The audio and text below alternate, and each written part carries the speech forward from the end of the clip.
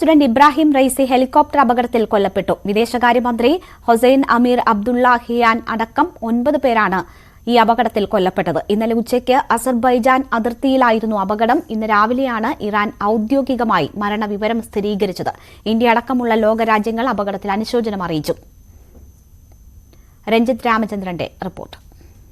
ഈ മോശം കാലാവസ്ഥ പർവ്വതനിരകളിൽ തട്ടി ഹെലികോപ്റ്റർ തകരുകയായിരുന്നു എന്നുള്ളത് തന്നെയാണ്. അതിനപ്പുറത്തുള്ള മറ്റൊരു വിശദീകരണത്തിലേക്ക് ഇറാൻ ഇതുവരെ കടന്നിട്ടില്ല എന്നുള്ളതാണ്. മറ്റ് സ്ഥലങ്ങളിലെ മാധ്യമങ്ങളൊക്കെ ഇറാനുമായി ബന്ധപ്പെട്ടുള്ള ചില പ്രശ്നങ്ങളൊക്കെ പറയുന്നുണ്ട് എങ്കിൽ പോലും ഔദ്യോഗികമായി അവരുടെ ഭാഗത്തുനിന്ന് മറ്റ് വിശദീകരണമില്ല. ഇന്നലെ ഏതാണ്ട് ഇന്ത്യൻ സമയം 7 മണിയോടുകൂടിയാണ് ഈ വാർത്ത പുറത്തു വരുന്നതും ഇറാൻ പ്രസിഡന്റ് ഇത്തരത്തിൽ അപകടത്തിൽപ്പെട്ടു എന്ന വിവരം പുറത്തു വരികയും മറ്റും ചെയ്തത്. ഇറാൻ പ്രസിഡന്റിനൊപ്പം വിദേശകാര്യമന്ത്രി ഉണ്ടായിരുന്നു. അയത്തുള്ള കൊമേനിയുടെ ഒപ്പമുണ്ടായിരുന്ന അയത്തുള്ള കൊമേനിയുടെ പ്രതിനിധിയായുള്ള ആളുകളുണ്ടായിരുന്നു. അങ്ങനെ 9 പേർ അടങ്ങിയ ഒരു ഹെലികോപ്റ്ററാണ് ഇത്തരത്തിൽ അപകടത്തിൽപ്പെട്ടത് എന്നുള്ളതാണ് ഏറ്റവും പ്രധാനപ്പെട്ട കാര്യം. ഈ 9 പേരും അപകടത്തിൽ കൊല്ലപ്പെട്ടു എന്നുള്ളത് സ്ഥിരീകരിക്കപ്പെടുന്നത് ഇന്ന് ഏതാണ്ട് രാവിലെ 9 മണിയോടെയാണ്. 14 മണിക്കൂറുകൾക്ക് ശേഷമാണ്. ഈ 14 മണിക്കൂറുകൾ ആകാംക്ഷയുടേതായിരുന്നു. ഒപ്പം ഈ 14 മണിക്കൂറുകളിൽ ചില പ്രതീക്ഷകളൊക്കെ നിലനിൽക്കുന്നുണ്ടായിരുന്നു. കാരണം ഈ രക്ഷാസംഘത്തിനൊക്കെ അവിടെ എത്തിപ്പെടാനുള്ള ഒരു പ്രശ്നം ആദ്യഘട്ടങ്ങളിൽ റിപ്പോർട്ട് ചെയ്യപ്പെട്ടിരുന്നു. കാരണം അതീവ ദുർഘടമാണ് ഇവിടത്തേക്കുള്ള വഴി. കാൽനടയായി മറ്റുമാണ് രക്ഷാസംഘം അവിടെ എത്തിയത്. മോശമായ കാലാവസ്ഥ ഒരു വലിയ പ്രശ്നമായിരുന്നു. വലിയ തോതിലുള്ള മഞ്ഞുവീഴ്ച ഉണ്ടായിരുന്നു. ഒപ്പം കാറ്റിന്റെ പ്രശ്നമുണ്ടായിരുന്നു. ഇതൊക്കെ രക്ഷാസംഘത്തെ എത്തിക്കാനുള്ള പ്രയാസം സംഭവിച്ചിരുന്നു. അവിടെയാണ് റഷ്യയും തുർക്കിയും പോലെയുള്ള രാജ്യങ്ങൾ ഇറാന്റെ സഹായത്തിലെത്തുകയും തുർക്കിയുടെ ഒരു ഡ്രോണാണ് ഇത്തരത്തിൽ ഈ പ്രസിഡന്റിന്റെ ഹെലികോപ്റ്റർ 10-13 മണിക്കൂർ ശേഷം കണ്ടെത്തുകയും ചെയ്തത്.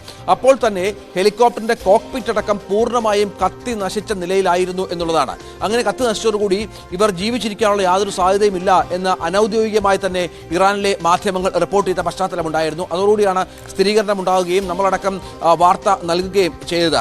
ഈ 9 പേരും മരിച്ചു. 9 പേരും ജീവനോടെ രക്ഷപ്പെട്ടില്ല എന്നുള്ളതാണ്. ഇനിയുള്ള നടപടിക്രമങ്ങൾ ഈ പ്രസിഡന്റിന്റെ ബോഡി പാർട്സ് അടക്കം പുറത്തെത്തിക്കാനുള്ള ശ്രമങ്ങൾ ഇപ്പോൾ പുരോഗമിക്കുകയാണ്. ഇപ്പോഴും പക്ഷേ മോശം കാലാവസ്ഥ അവിടുത്തെ തിരച്ചിലുകൾക്ക് വലിയ വിഘാതം സൃഷ്ടിക്കുന്നത് കൂടി ചേർത്ത് വായിക്കണം.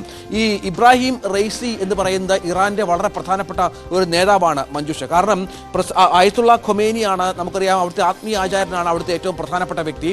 അദ്ദേഹത്തിന്റെ പ്രിയ ശിഷ്യനായിരുന്നു. ഒരുപക്ഷെ അദ്ദേഹത്തിന്റെ കാലശേഷം അദ്ദേഹം സ്ഥാനമൊഴിഞ്ഞാൽ അദ്ദേഹത്തിന്റെ പിൻഗാമിയായി പോലും വിശേഷിപ്പിക്കപ്പെട്ടിരുന്ന ഒരു വ്യക്തിയാണ് ഇബ്രാഹിം റൈസി എന്നുള്ളത്. ഇപ്പോൾ ലഭിക്കുന്ന വിവരം ഫസ്റ്റ് വൈസ് പ്രസിഡന്റ്, അവിടുത്തെ ഒരു ഭരണഘടന അനുസരിച്ചുള്ള ഫസ്റ്റ് വൈസ് പ്രസിഡന്റ് മുഹമ്മദ് മുഖാബൾ അവിടുത്തെ പ്രസിഡന്റായി ചുമതല ഏറ്റു എന്നുള്ളതാണ്. പ്രസിഡന്റ് ഭരിച്ചാൽ ഇറാനിലെ നടപടിക്രമങ്ങൾ വളരെ പ്രധാനമാണ്. കാരണം 50 ദിവസത്തിനകം പുതിയ പ്രസിഡന്റിനെ നിയമിക്കണം. പ്രസിഡന്റ് ഭരിക്കുകയോ ഭരണകാര്യങ്ങളിൽ ഇടപെടാൻ സാധിക്കാത്ത വിധമോ അസുഖബാധിതനാകുകയോ മറ്റും ചെയ്താൽ 50 ദിവസത്തിനകം പുതിയ പ്രസിഡന്റിനെ നിയമിക്കണം. അതിനുള്ള തെരഞ്ഞെടുപ്പ് നടക്കണം എന്ന നടപടിക്രമമുള്ള രാജ്യം കൂടിയാണ് ഇറാൻ.